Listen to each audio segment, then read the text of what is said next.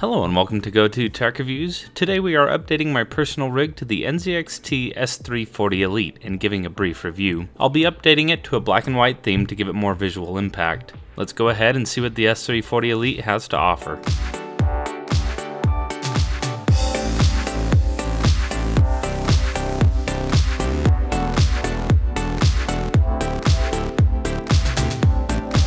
The S340 Elite is a more compact mid-tower chassis that measures 203mm wide, 474mm high, and 432mm deep and weighs only 8.13 kilograms.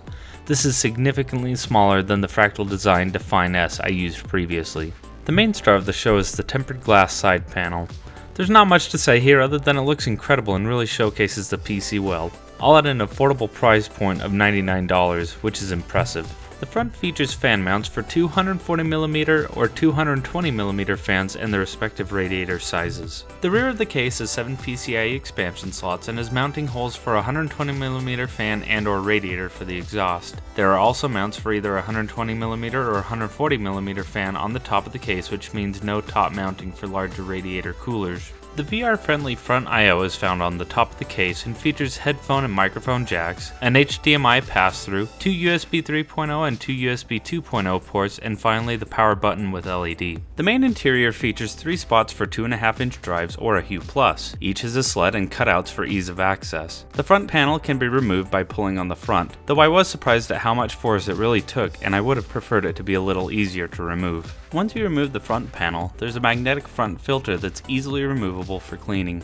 Actually, I found that I could even remove the filter without removing the front panel at all. To remove the other side panel, just unscrew the 2 retainable thumb screws positioned on the back. Once the panel is removed, it exposes the rear panel and its well thought out cable management system. There's also a large cutout for easy cooler installation, something I have always appreciated. There are 2 plastic clips near the cutout and 2 behind the cable management bar. I like this separation and found it made the cable management much easier. It's details like this that make the S340 Elite such a joy to work with. The rear has a bracket for the power supply for easy installation with 4 retainable thumb screws. The bottom also has an easy to remove dust filter for the power supply as well. The basement has plenty of room for cable management and also includes mounting for 2 3.5-inch drives with an additional spot below the cage. As other reviewers have mentioned, install the 3.5-inch drive before installing the power supply, as there is no way to easily screw them in with the power supply cables in the way. I would have liked to have seen a simple toolless mount added here to avoid this.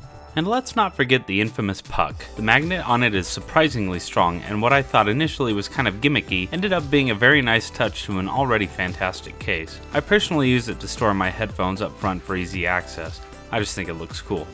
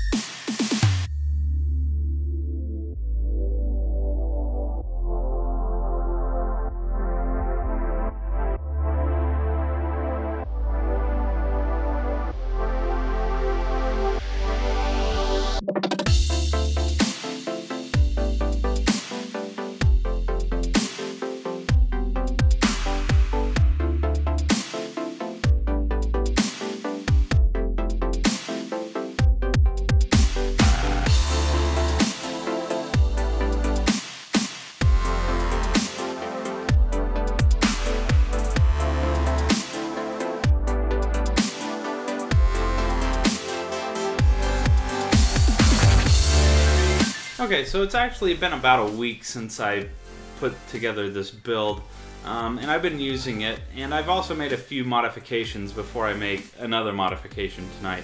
The first modification that I made was I added some sleeved cable extensions for the graphics card and for the 8-pin EPS. I also added Hue Plus. Maybe some of you have seen that on Twitter, and it's actually working good. I checked with the voltmeter that the cable that I chose for the power supply was the one that came with it. I checked that I had the ground and the 5 volts correctly, and it was, so it gave me the confidence that I wasn't screw up and pick the wrong cable. So that's been working good, and I've been having a lot of fun with it. There's a lot of lighting options, and anyways, yeah, you already know about that. So let's go ahead and take a look at the other change I'm going to be making. Right now I've got these Be Quiet fans up front for this radiator on my Corsair H115i. I'm actually going to be changing these to the Noctua NF814 Industrial IPPC, 3000 RPM. It's kind of their big deal fan. I've done tests on these. You can see it in the card up here. And what we're going to be doing is we're going to be changing the colors off these. So we're going to be using the white Chromax accessory from Noctua. These are the anti-vibration pads that are on the corners of the fans. This will go really nice with the black and white theme that I'm going with. So we're going to go ahead and add these onto the fans and then swap out the fans. So let's go ahead and do that.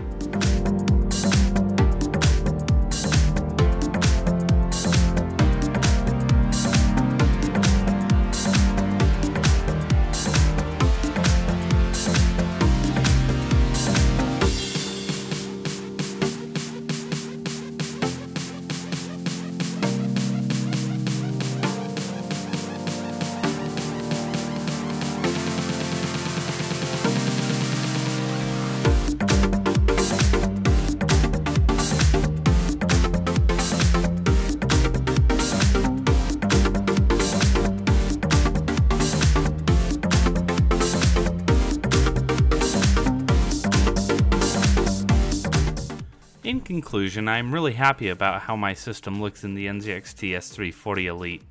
The only quibbles I have with it are the constant need to clean it due to smudges and dust, the difficult to remove front panel, and lack of toolless mounts for the hard drive cage.